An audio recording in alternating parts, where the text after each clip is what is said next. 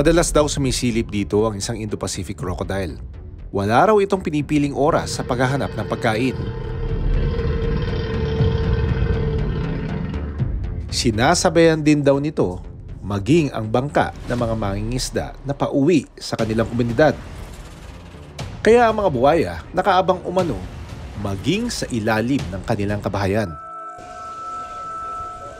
Sa pier na ito, hindi lang bangka ang dumadaong. Nakaabang din dito maging ang mga buwaya. Sa pagmamasid namin dito sa pier, napansin ko, ang daming kalat dito sa paligid. Ang sabi sa amin, no, delikado daw itong mga ganito, itong mga tumpok-tumpok na kalat nito nagsasama-sama. Kasi kadalasan, yung mga buwaya, nagpupunta or nagtatago sa mga lugar na kagaya nito, nag-iintay lang ng maaatake. In fact, may nakita nga kami isang karnino, yun, no, parang paan ng hoofed siya. Isang hita ng hayop ang nakita naming palutang-lutang sa tubig. Either baka, kambing, na hita. Wala na ibang parte ng katawan, yung paa na lang ang naiwan.